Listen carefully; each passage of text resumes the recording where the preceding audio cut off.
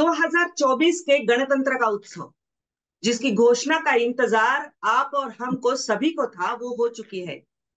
बस कुछ 1 या 2 घंटे पहले चुनाव आयोग की पत्रकार परिषद दिल्ली में हुई और उसमें पूरा कार्यक्रम जो है इस लोकसभा के चुनाव का, वो घोषित हो चुका है। नमस्कार, मैं हूं प्रतिभा चंद्रन और नवभारत की खबरों की खबर इस विशेष कार्यक्रम में आप सभी का स्वागत है। आज इस चुनाव आयोग की पत्रकार परिषद और चुनाव का जो कार्यक्रम होने जा रहा है पूरे देश भर में, उसके बारे में हमारे साथ चर्चा करने के लिए पीटीआई यानी प्रेस ट्रस्ट ऑफ इंडिया के पूर्व संपादक, एक वरिष्ठ पत्रकार जो केवल भारत में नहीं बल्कि कई देशों से अपने पत्रकारिता और कुछ बहुत प्रेस्टिजियस असाइनमेंट कहा जा सकता है वो कर चुके हैं, और कॉर्पोरेट टाइकून्स मैगजीन के एग्जीक्यूटिव एडिटर हैं टीएन अशोक जी, आपका बहुत बहुत स्वागत है दिल्ली से। नमस्कार जी, बहुत बहुत शुक्रिया। मैंने आपको देखा, आप पत्रकार परिषद में मौजूद थे। मैं आपसे पहला ये लेना चाहूंगी, एक तो आज की प्रेस कॉन्फ्रेंस के जो हाइलाइट्स थे और जिस तरह से चुनाव आयुक्त ने कई सारे मुद्दों को स्पर्श किया, उसके बारे में आप क्या कहेंगे? मेरा कहना है कि ये बहुत महत्वपूर्ण वार्तालाप था निर्वाचन सदन के कमिश्नर के साथ। तो ये पहली बार आई थिंक ये विज्ञान भवन में हुआ था। ये कुछ करीबन हजार पत्रकार आए थे, क्योंकि ये बहुत ही आम चुनाव होने वाला है 2024 में। और इसमें कई कई मुद्दे हैं। उन्होंने स्पष्ट किया कि ये जो कार्यक्रम वो करेंगे, उसके पहले उन्होंने बढ़िया होमवर्क किया है। अपने जिला परिषद के सब सदस्यों से और अधिकारियों से उन्होंने बातचीत किया है और सारा अरेंजमेंट का प्रबंध कर रहे हैं। तो पहले तो हमें ये समझना चाहिए कि ये दुनिया से सबसे बड़ा चुनाव होता है जो भारत में होता है। जी, इसमें 90 करोड़ के ऊपर से लोग चुनाव के लिए रजिस्टर हुए हैं। इसका मतलब ये नहीं कि 90 करोड़ लोग वोट मतदान देंगे। जी, हमेशा जी, 50 से 60% परसेंटेज का वोटिंग होता है। और मेरे ख्याल में इस साल 60% का वोटिंग होगा, और अधिकतम 70% का वोटिंग हो सकता है। तो अगर आप मुझे कमिश्नर के हाइलाइट्स या विश्लेषण के बारे में जी, जी, चाहता हूँ कि पहले उन्होंने कहा कि 19 दैट इज अप्रैल 19 तारीख से शुरू होगा पहला फेज। ये 7 फेसों में होगा, क्योंकि सात भारत केस बड़ा होंगे। जी, देश है, इसलिए 7 फेसों में कलेक्शन। हाँ, सात सात फेज में ये इलेक्शन होगा।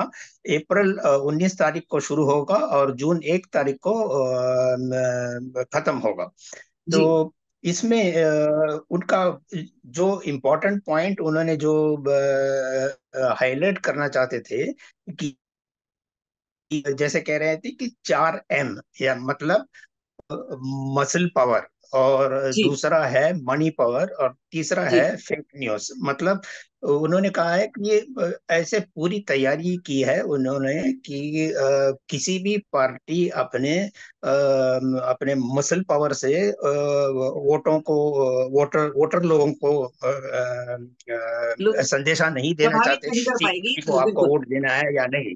हाँ जी। जी, हाँ जी। और दूसरा मनी पावर होता है। मनी पावर मतलब जितना पैसा आप खर्चा करोगे इस इलेक्शन में और अपना वोटिंग का इन्फ्लुएंस करोगे। ये तो हमने देखा है कि जैसे हम बंगाल में कहते हैं माछ बात मैंने मीट और राइस मछली होता और है, भात। इसको जी, माछ जी, बात कहते बिल्कुल। हैं। क्या ऐसे काफी इलेक्शन में तो ये शराब भी दिया जाता है, पैसे नोटों का पैसा भी दिया जाता है। इस पर कड़ी नजर रखेंगे इलेक्शन कमीशन। और काफी हजारों लोगों के डिप्लॉयमेंट होगा, और इसीलिए 7 फेसों में हो रहा है। तो पहला फेज होगा अप्रैल 19 तारीख को, 19 को जिसमें होगा जी। 21, हाँ, जिसमें 21 प्रदेश अपने मतदान देंगे। और दूसरे फेज होगा मार्च 26 तारीख में, जिसमें 13 प्रदेश अपने मतदान देंगे। और तीसरा जी। होगा मई 7 तारीख को, जिसमें 12 प्रदेश अपना मतदान देंगे। और चौथा होगा मई 20 तारीख को, जिसमें 8 स्टेट, 8 प्रदेश अपना मतदान देंगे। जी। और 7वीं में तो जो जून 7वीं में तो ये 25 तारीख मार्च में होगा। 25 मई में मई होगी। मई 25 तारीख में। और लास्ट में जो होगा जून 1 में होगा। और जून जी। 4 तारीख और जून 6 तारीख को काउंटिंग होगा, और जून 6 तारीख को घोषणा किया जाएगा, फाइनल फाइनल रिजल्ट का घोषणा किया जाएगा। और उसके बाद गवर्नमेंट, जो नया गवर्नमेंट जो बनना है, तो 20 तारीख तक वो जो गवर्नमेंट बनना चाहिए, क्योंकि पिछले ये 17वां जो लोकसभा है उसका जी। टर्म खत्म होता है। जी बिल्कुल। और मैंने देखा कि आप खुद वहां पर पत्रकार परिषद में मौजूद थे, कुछ अहम मुद्दे को स्पर्श किया है। जैसे ईवीएम का मुद्दा हो, ईवीएम पर सवाल बार बार उठाया जाता था। हमने देखा कि जब भाजपा विपक्ष में थी, तो भाजपा के नेता जो किरीट सोमैया है, वो ईवीएम मशीन लेकर घूमते थे और कहते थे कि उसे हैक किया जा सकता है। फिर अब जब भी हम देखते हैं कि किसी भी विपक्ष को लगता है कि ये चुनाव के नतीजे अपने विपरीत आए हैं, तो वो ईवीएम को दोष डाल देते हैं। उस पर बड़ा अच्छा सा शेर भी सुनाया था चुनाव आयुक्त ने। एक तो ईवीएम का मुद्दा, और बाद में आपने भी कुछ सवाल खड़े किए थे, उस पर भी हम जानना चाहेंगे आपसे जी। या ईवीएम के बारे में मैं आपको एक बताना चाहता हूँ कि ईवीएम पे बहुत ही चर्चा होता है कि ईवीएम में घोटाला है, ईटीएम ईवीएम को हैक कर सकते हैं। मैंने पुराने इलेक्शन कमिश्नर टीएस कृष्णमूर्ति से इसके बारे जी। में बात किया था। वो हंसने लगे और कहने लगे कि ईवीएम जैसे वो इलेक्शन कमीशन ने बनाया है, बहुत बेसिक मशीन होता है। और ऐसे अंग्रेजी का शब्द उन्होंने यूज किया कि इडियट मशीन है वो। इसको जी। इतना बेसिक है, तो इसको हैक ही नहीं कर सकते आप। और अगर हम्म। हैक करना है तो मशीन को और भी अपडेट करके सोफिस्टिकेटेड बनाओगे तो हैक कर सकते हैं, मगर जब मशीन इडियट जैसा है तो इसको भी हैक ही नहीं हो सकता। और आज इलेक्शन कमिश्नर राजीव कुमार ने कहा था कि ईवीएम में ऐसे नए नए उन्होंने एडिशंस किया है, जिससे जी। कि वो 100% सेफ होगा। और हर ईवीएम मशीन पे एक नंबर होगा। उस हम्म। हर हर कॉन्स्टिट्यूंसी में जो ईवीएम मशीन जाता है, वो कैंडिडेट को वो नंबर दिया जाएगा, ताकि वो खुद अपने आप ईवीएम मशीन को चेक कर सकता है, ताकि ये फुल प्रूफ होगा। जी बिल्कुल। और दूसरा है कि उन्होंने ये भी कहा कि लगातार, मतलब देखिए विपक्ष की विडंबना देखिएगा कि जिस तरह से कुछ भी होता है तो अदालत का फैसला, किसी भी न्यायिक प्रक्रिया का फैसला जब किसी उनके फेवर में आता है या सरकार के खिलाफ आता है, तो उस पर विश्वास रखना चाहते हैं। आयुक्त, चुनाव आयुक्त ने यह भी बताया था कि दिल्ली का हाईकोर्ट हो चाहे सुप्रीम कोर्ट हो, 40 बार इस पर कुछ ना कुछ ये हुआ, और अब उन्होंने एंटरटेन भी करना एक तरह से बंद कर दिया है। ये भी उन्होंने वहां पर साफ किया। कुछ खास बातें लगती है इस बार की, जो दो तीन बातें, कि जैसे मणिपुर जैसी स्थिति हो, जहां लोग विस्थापित हुए हैं किस उस वहां के माहौल के चलते, उनको वोटिंग। और जो 85 साल से ऊपर की उम्र के लोग हैं, जिन्हें कि सुपर सीनियर कहा जा सकता है, उनके लिए वोटिंग का जो प्रावधान बनाया है, क्या कहेंगे आप?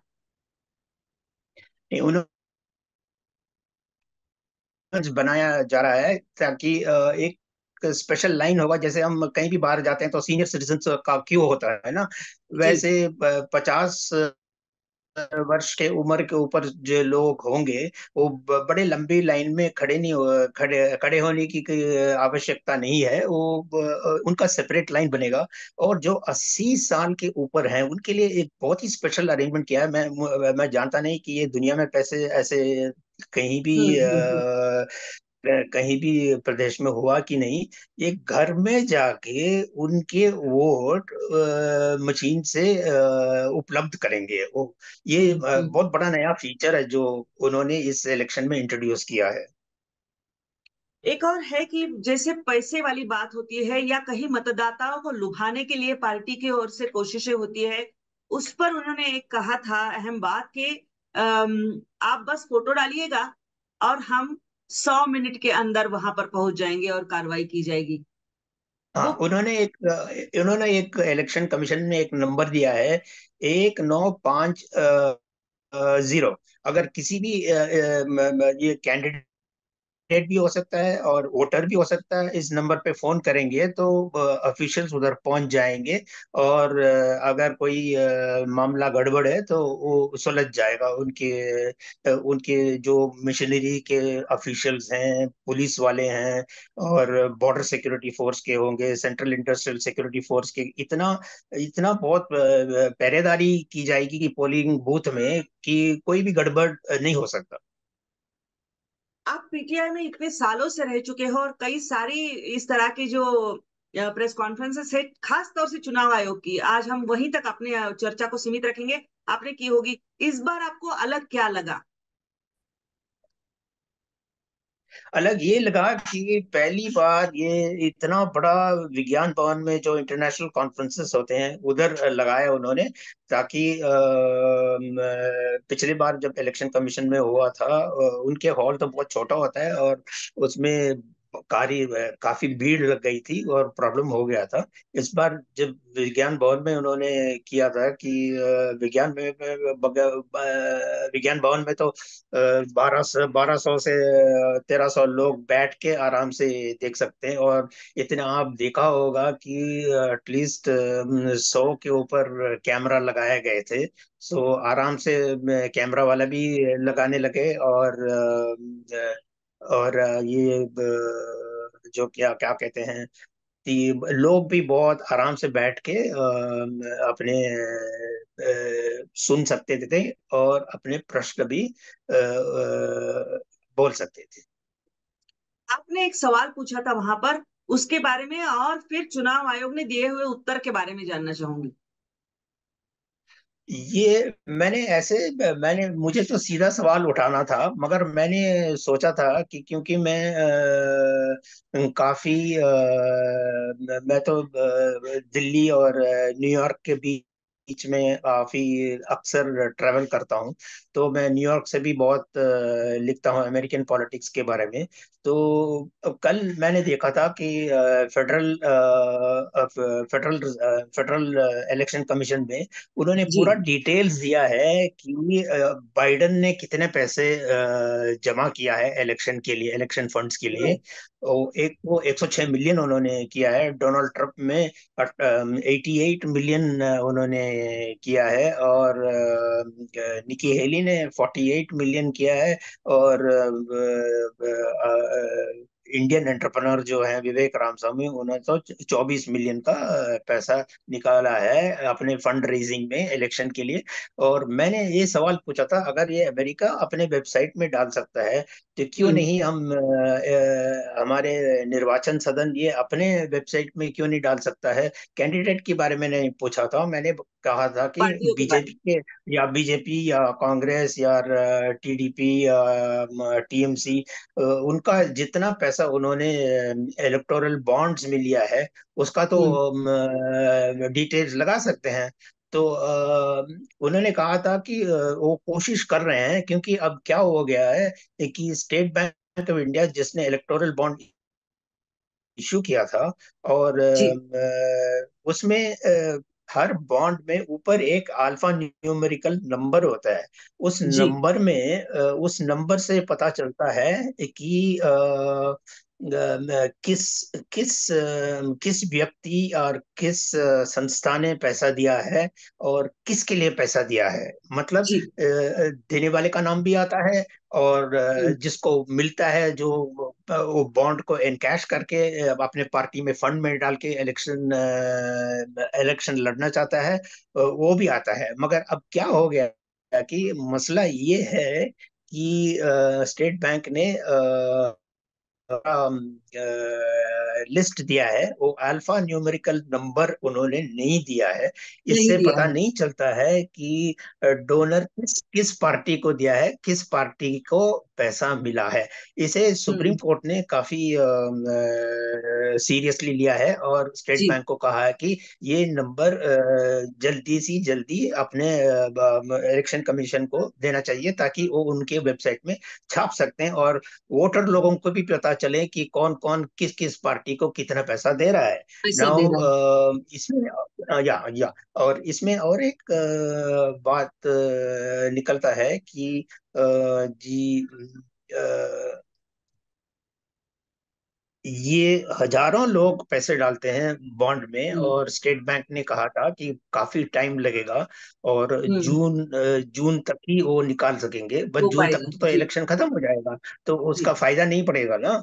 तो हम्म। उन्होंने कहा कि इसमें जो पिटिशन ओरिजिनली 2028 में हुआ था, सॉरी 2018 में जो हुआ था, जी जी जी। एडवोकेट प्रशांत भूषण ने डाला था ये पिटिशन, जी और बिल्कुल। सीपीएम में भी ये पिटिशन डाला था कि ये पूरा लिस्ट बना रहना चाहिए, और जिसने पैसे दिया उसका नाम आना चाहिए, और जिसने पैसा लिया और खर्चा किया उसका अकाउंट आना चाहिए, कितना पैसा मिला, कितना खर्चा हुआ, कितना बाकी हुआ, ये सब सबकी जानकारी इलेक्शन कमीशन को देना है। और राजीव कुमार इलेक्शन कमिश्नर ने कहा था कि इस पे उन्होंने ध्यान दिया है, ये बहुत क्रिटिकल क्वेश्चन है, और इस पर हम्म। वो कुछ ही दिनों में जवाब देंगे अपने वेबसाइट।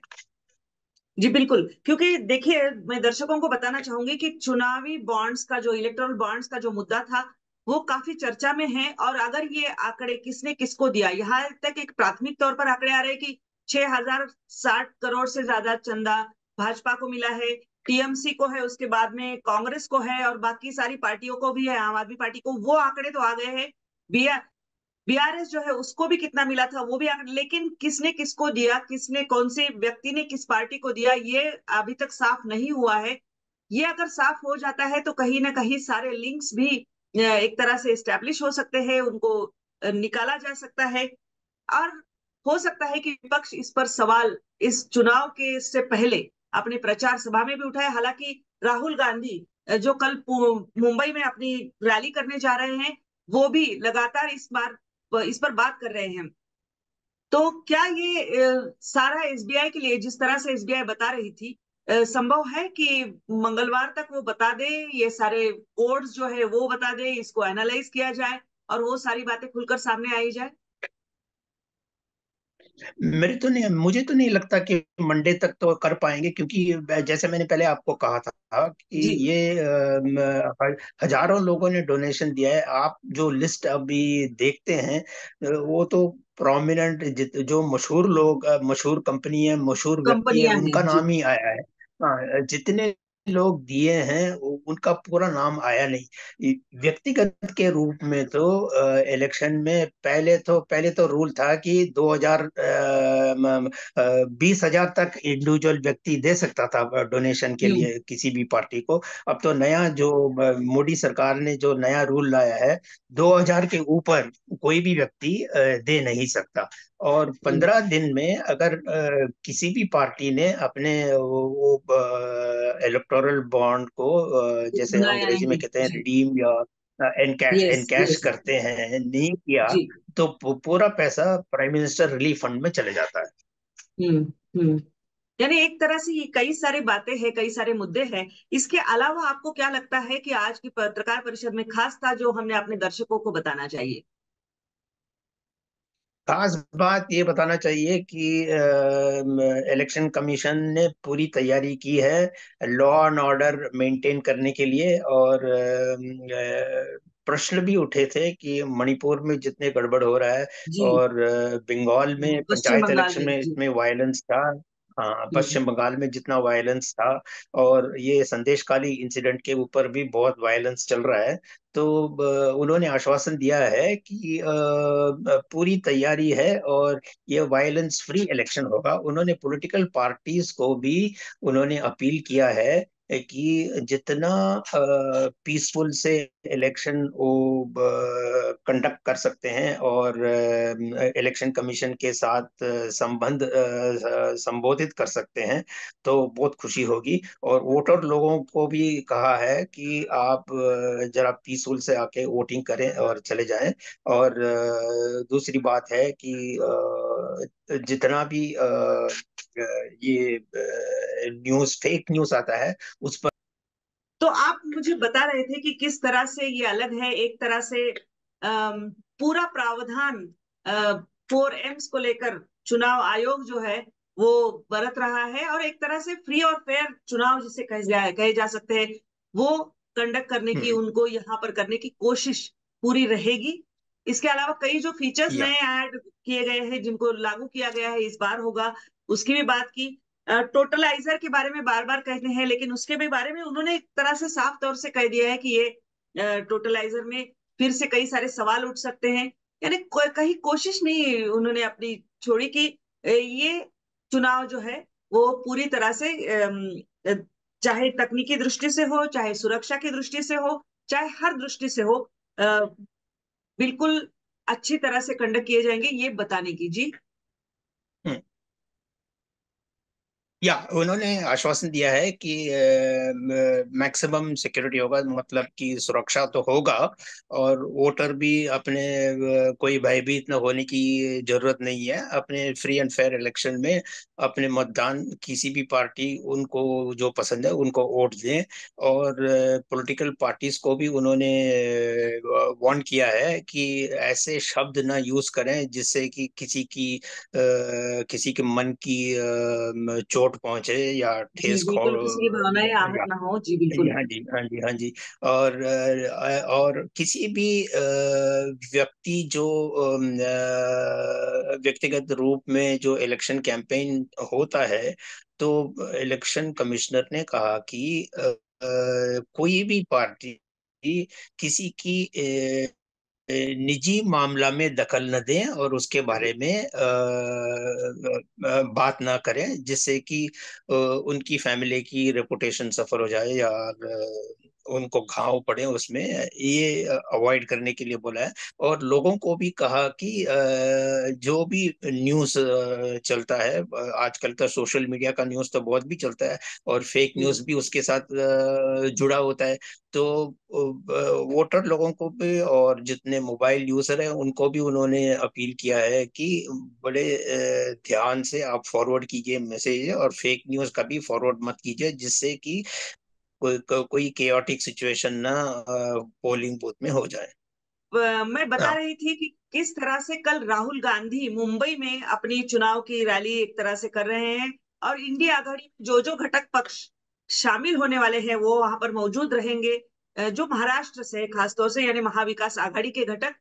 और चुनावी बिगुल जो है वो पूरा बच चुका है। एक साल भर पहले से ही लगभग कई सारी चुनावी जो कई सारी पार्टियां जो है, राजनीतिक पार्टियां, वो तैयारी कर ही रही थी अपनी।